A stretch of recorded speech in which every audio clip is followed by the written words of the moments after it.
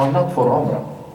I mean, we are going to leave Medina around maybe 1:30, 2 o'clock in the afternoon, and before we arrive in Mecca, it may be after Maghrib, and it's impossible not to use the facilities, okay? So it's okay, it's not going to break our ihram for Umrah. It's different.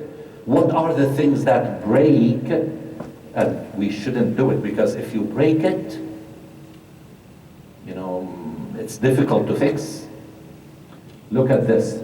You cannot, after you pass Abyar Ali and you said what we are going to say, okay, labbaik Allahumma Umrah, I think it's the next slide, you cannot say, I'm going to use the washroom and I have a bar of soap, and this bar of soap is Lux, it's you know, dial, those things that have fragrance in them. You cannot use it. You've got to use something that is without any fragrance, and there are bars of soap. If you don't have it in Toronto, there are places in Medina where you can purchase them, and they have kits for ihram, okay, so don't worry about it. So no fragrances at all, no cutting of nails or hair. When do we cut our nails and hair? I have to tell you, there are certain things we've got to prepare even before we leave on our trip, like cutting our nails, cutting the extra hairs of the body. La haya'a fi din. We cannot be embarrassed about issues related to our deen. So we've got to remove the extra hairs, we've got to remove the extra nails, we've got to, you know, be ready, because we cannot do that after we enter into ihram. You know, no marriage or marriage-related matters, I don't think anyone is going there to make a proposal to someone else. I know that. But also no intimate marital relations. You know, you will be sitting beside your husband on the bus going from Medina to Mecca. You are in a state of ihram. You know, you cannot just start to talk nicely to each other. You know, Hanwana Allah, I've never seen you as beautiful as you are now. And then none of that. None of that. Okay? No idle speech or actions. You cannot say, you know, Muhammad to Faisal that look how Ihab looks in ihram, or you cannot say this is idle talk. You don't say this. You know, we have to really, in the process of change, even train ourselves. No more gossiping, no more backbiting, no more talking about others for no reason. None of that. This is part of change. No environmental violations, meaning we will stop at a service station, and you were born in Canada, lived in Canada, never left to the Middle East, and then as you are walking in the service station, you say, you know, Faisal, look at this strange weed, you know, look at it, you know, let me see, you know, why does it look like this? And you go down and you plug it, you take it out, you violated your ihram. You do not violate the environment. You do not take anything for no reason from a plant. You do not just, you know, by the way, there are many stray cats in Saudi Arabia, many. You don't just say, oops, you know, and scare that cat or startle that cat. No, you violated your ihram. We've got to allow the environment we are living in to show it lots of respect. You know, now this is how we do our ihram after we are ready now. We took our bath, we will talk about that in Medina. How do we do ghusl to prepare ourselves to put these sheets on? Our sisters put their clothes on. Now we are ready. We went 6.5 kilometers from our hotel. We stopped at Abyar Ali, we prayed the 2 raka'at, and then after the 2 raka'at, that I will explain when we are in Medina, we are going to say, Labbaik Allahumma Umrah, meaning, oh Allah, here I am, ready to perform Umrah. Ready to perform Umrah. I wish there is a better translation for the word Labbaik than here I am. But there isn't. Because in Islamic language, labbaik Means, Ya Allah, I left every worry, everything that will take my mind off. I'm only thinking of one thing. I'm coming towards you, Ya Allah. How can I come? I can't come physically towards you, but I am coming towards the first house you ever established for your worship on the face of this earth. This is how I come towards you. Labbaik Allahumma Umrah. I am ready. I can't wait to see the Kaaba. How many of you have never seen the Kaaba before? How many? Allahu Akbar. A large number have never seen the Kaaba. So imagine the first time you will put your eyes on the Kaaba. By the way, Prophet Muhammad ﷺ told us, looking at the Kaaba, looking is an act of worship. Ya Allah. Imagine, the reward meter, the ajr meter will be ticking. Those hydrometers as you go and you say, there are no light bulbs, there's nothing working, but still something is ticking. Our ajr meter. Now we started our trip. No, not now. When you contacted, Brother Imran said, I want to go. Before, when you made the intention that it's time for me to go for Umrah, your ajr started. But when we will start, remember when you will, if you're coming from London or Ottawa or Montreal or wherever you live in Toronto, GTA, as you are going to the airport, make sure you make dua. Make sure you make dua for the people you love. Make sure you make dua for the Muslims, because our trip is dua. Connection with Allah subhanahu wa ta'ala. And Allah will give you ajr. Imagine how much ajr you will accumulate. Now, without ihram, without this intention, one's umrah or hajj cannot be performed. Without Allahu Akbar, you cannot do salat. So this is the first pillar. Now, after that, there's something that Prophet Muhammad ﷺ taught us. He said, after you say Labbaik Allahumma Umrah, you will say Labbaik Allahumma Labbaik, Labbaik la sharika laka Labbaik, innal hamda والنعمة لك والملك لا شريك لك لبيك اللهم لبيك لبيك لا شريك لك لبيك. And we will continue to say that after we leave the masjid of Ash-Shajara in Abyar Ali towards Mecca. We will say that, but to say it for 390 kilometers, it's impossible. We'll be so tired. But we will say it, we'll take a break, we will sleep, because we need our energy, because it may be a sleepless night ahead of us. So inshallah, we will say it, we will stop, we will say it, we will stop. That's how we are going to do it. This is not a pillar. This is a sunnah. This is a sunnah. Now, we arrived, and I'm skipping many of the details we will talk about in Medina. Now, Brother Imran gave instructions to the bus driver to take us to our hotel, in Mecca.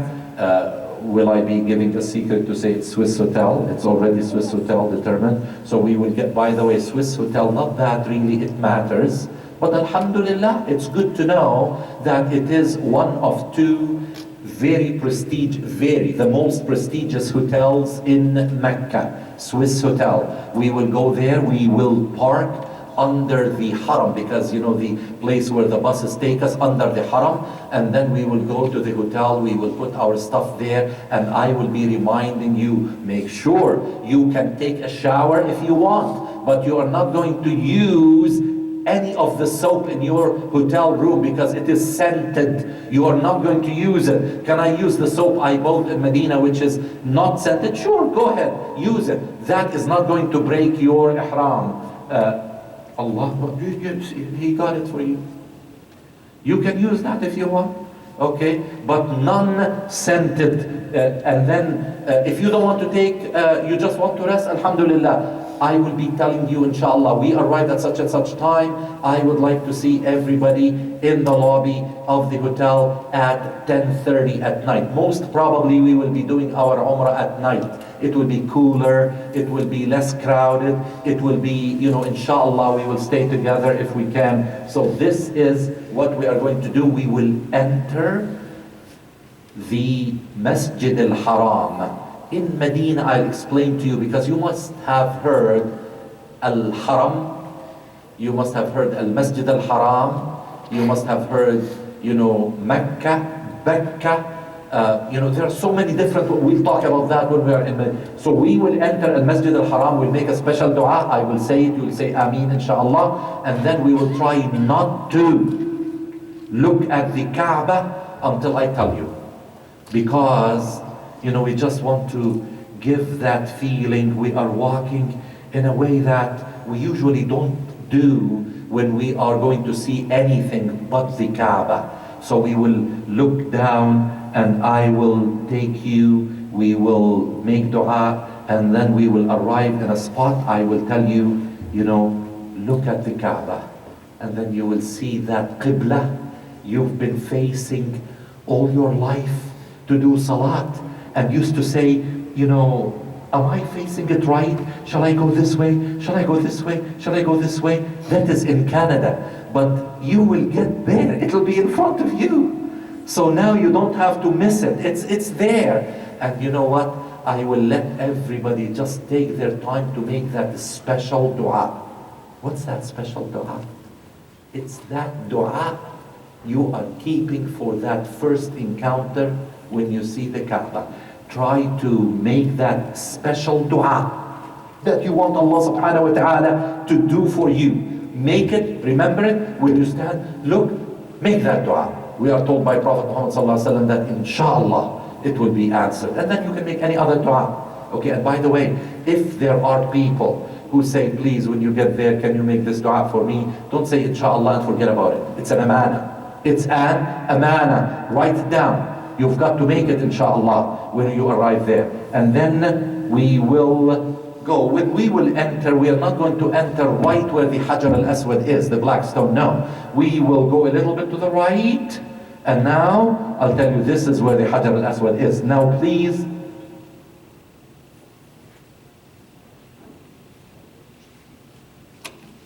Okay.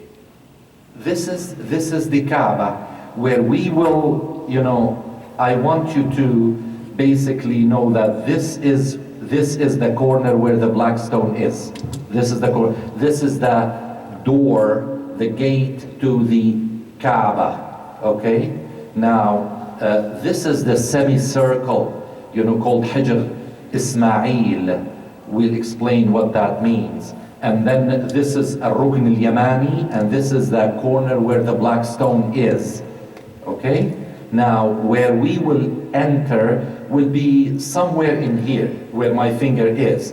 And we will walk all the way. When we get there, inshallah, that's where, diagonally, we are going to start our tawaf. So we will go 1, 2, 3, we will do 7 of them.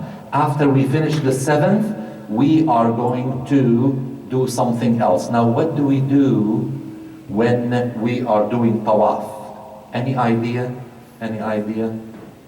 You know those booklets where they teach you the special dua you have to say in the first tawaf and the special dua in the second? Okay, make sure you memorize them, and you memorize them well. Because if you don't memorize them, then your Umrah will be unaccepted. I thought they will take a joke, but they don't, because nobody smiled.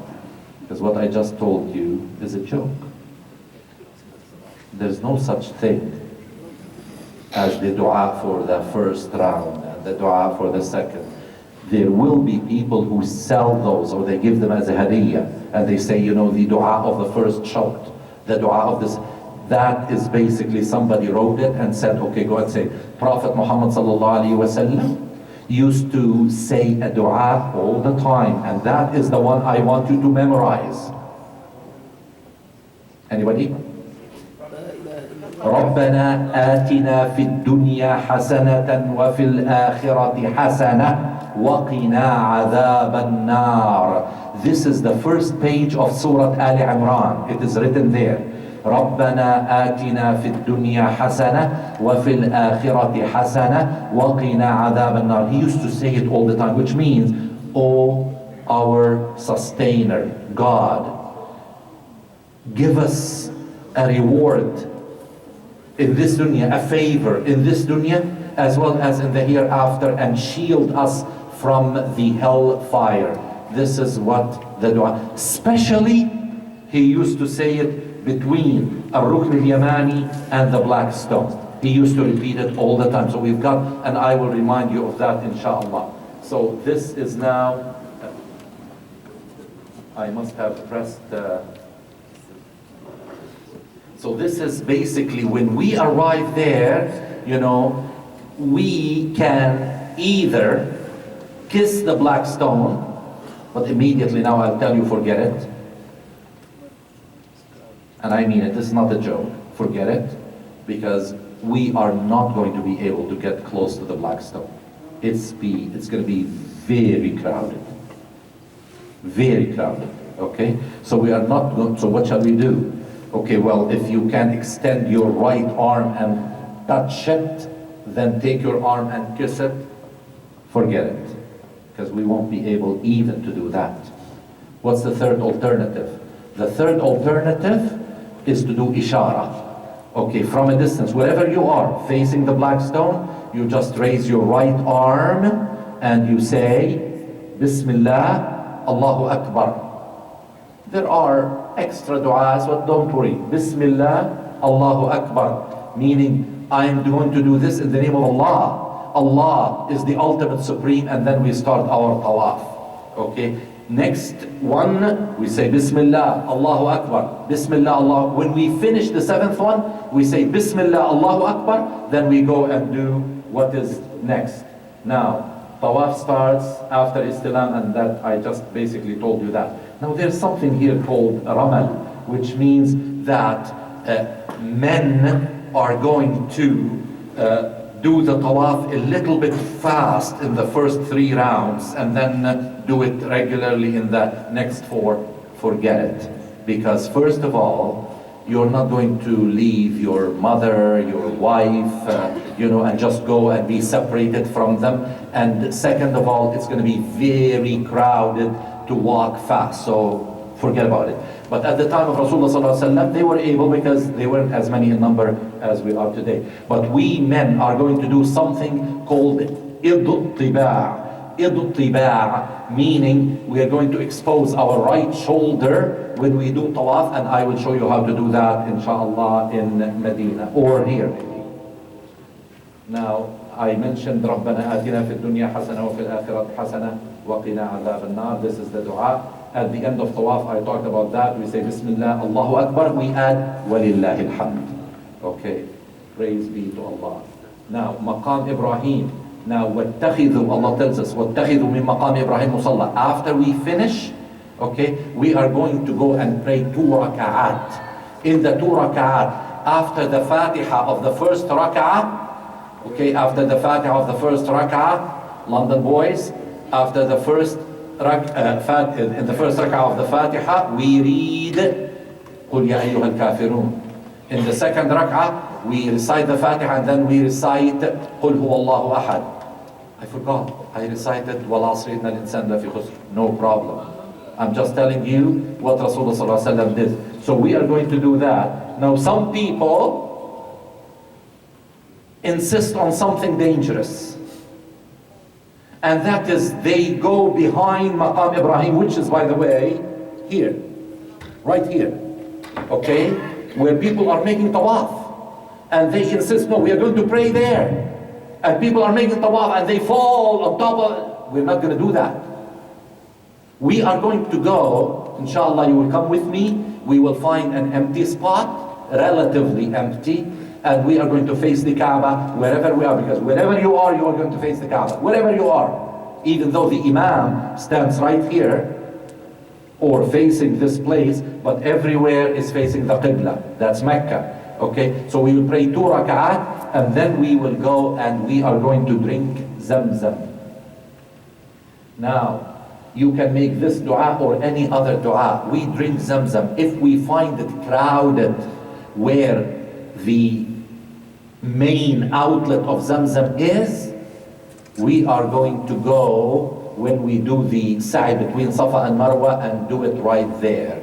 Okay, it doesn't matter. Okay, it doesn't matter. Now for Zamzam, I want all of us to really, if you are not feeling well, if you really have, to drink with the niyyah that Allah subhanahu wa ta'ala is going to heal you by His barakah, which is found in Zamzam. Now, we are ready to do sa'i. So we go together, we climb the Mount of Safa.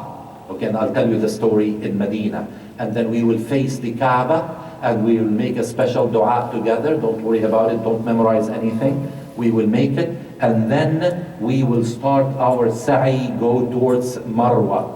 And this is what it is. We start at Safa, we go to Al-Marwa, then from Al-Marwa to Al-Safa, Al-Safa, Al-Marwa. We do that 7 times. So if we start at Safa, where we will finish sa'i at Marwa, because it's 7 times. After we finish that, we're very close now. There's 1 pillar left. We did 3 already. We did Ihram, we did Tawaf, we did Sa'i. 1 thing left, and that is to shave or shorten, and for women to shorten. Now, women obviously are not going to shorten there because there are men. So what you do, okay, you gather yourselves and you go to a place at the hotel where you find a woman who is not in a state of ihram, and you ask her, could you please, this is the scissors, okay, can you please cut that much of a length? Imam Shafi'i says from one place, Imam Abu Hanifa says evenly from everywhere in your hair, at the bottom of your hair. And then, now after that lady cut for you, you cut for another lady. Now you are 2 of you. So the 2 of you will cut for 2 others. Now there are 4 of you. The 4 will cut for 4 others. Now there are 8, and you finish at a hotel room where there are no men. For the men, I will take you, inshallah. There are many places that cut hair in the basement of the complex of hotels Burj Al-Sa'a, and then we will really shave or we will shorten our hair, inshallah. Okay, especially if you have curls in your hair, you are going to shave everything. You will get rid of it. See, I'm talking to someone who is not pleased with me now. He said, in the car he said, I'm not going to shave my hair. Okay, but some people are in big trouble. You know why? Okay, brother, you are in big trouble. What are you going to do? Okay, no, you may ask, what shall I do? Okay, I don't grow hair. What you do is that you have to get someone, after they finish their ihram, to pass, the blade over your head, right side first, then the left side while you are facing the Qibla. By the way, whether you are women, whether you are men, when you shorten, you've got to be facing the Qibla. Okay? So with that now, I think we are, this is the guide. Look what we did. Number 1, that is Abyar Ali, far from Mecca. Number 2, we arrived, after we came from our hotel room, we did the tawaf counterclockwise. The Kaaba is going to be on our left. But brother, shouldn't the Kaaba be on the right? Because right is better. Shouldn't the Kaaba be on our right? We will talk about that in Medina. Subhanallah, there's something, Allahu Akbar. That will be part of the change. We'll say Allahu Akbar, Subhanallah. So many things in what we will be doing. Now, many people think, this is the question now, is what did we achieve? Many people think, okay, so you go and kiss the black stone. Are we idol worshippers? To kiss a stone? To make, rounds around a stone building? To walk between Safa and Marwa, which is stone, and what is this? And many non-Muslims, as well as skeptical Muslims, they say, what are you doing? So this is now the answer to what did we achieve? I'm sorry, the answer will be given in Medina. Now, after Sa'i, we are going to shave, we're going to clip our hairs. Now Umrah is complete. So this is, but are we going now to go and sleep? I just want to give you a few tips. I know that the brother Imran is going to talk to us about our itinerary, but I want to give you a few tips, by the way, and this is very serious. In every trip, there are those who don't take it seriously. Jet lag, when we arrive in Medina, can be treacherous, especially for young people, because they just, come to the Asr, get together, and they're, the way we are going to handle it, there's something that you can find at Costco, at the drugstore, called melatonin. Melatonin. Okay, there's a form where you put it under your tongue or, in your oral cavity, and it helps you in the plane to sleep comfortably, so that when we arrive in Medina, we are ready to live the clock of Medina. So our biological clock will be adjusted there, because we don't want to lose, that beginning of the change in Medina. So please try to get that. Now, sisters, okay, la haya fi din, those who expect that they will be in that part of the month which will not allow them to pray, maybe next time we can put it in the advertisement, basically, that because of 3 months before the Umrah trip, if they can get a prescription from the doctor and they start something 3 months before, they'll be able to safely skip that time of the month and do their Umrah without any problem. But if you did not do that, you can start something immediately, okay, and that will. But if you have any specific questions, come and ask me separately. I'll give you the answer, inshallah. There are things related to the sisters, I will deal with it separately, inshallah.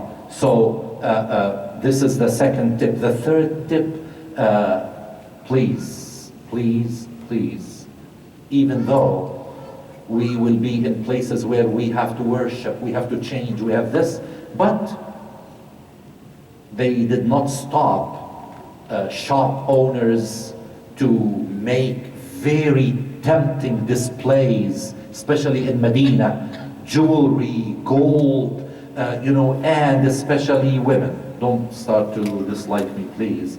They just love to spend the time shopping. Let me say something. What is it that you're going to choose? To get 1,000 times more reward for every salat, nafil or sunnah or fard or any salat at Al-Masjid Al-Nabawi, 100,000 more rewards at Al-Masjid Al-Haram in Mecca, or to spend the time shopping? What will you choose? I will just present this because I know you know the answer. Part of the change is to say, Ya Allah, look how, you will not know. Because Allah told us in the Quran, no human being will ever be able to know how much Allah put in store for them. You will discover that when you will stand before Allah subhanahu wa ta'ala. Allah subhanahu wa ta'ala will say, okay, Fahd, this is yours. And say, Ya Allah, but I didn't do that much, Fahd, you forgot, when you went on that Umrah trip, you didn't know what you did, and the change you achieved. You didn't, and that's when we will really feel that the change we did. So don't be tempted by shopping. This is the third tip. Okay, brothers, now I will say something softly. I hope the sisters will not hear it. Okay, keep all the cash with you. Don't give it to them. Okay. And if they ask you they want the coffee or something, say, I'll go with you. We'll buy it together. Okay, no cash. So, no, I wasn't saying anything, sisters. I'm sorry, I didn't say anything. So this is now number 4, related to number 3. Please, how many of us do qiyam at night? Very few. There is the time. This is the place. Don't spend it. I'll tell you. There, 4 hours of sleep, power naps, will make you so ready to continue and do qiyam and do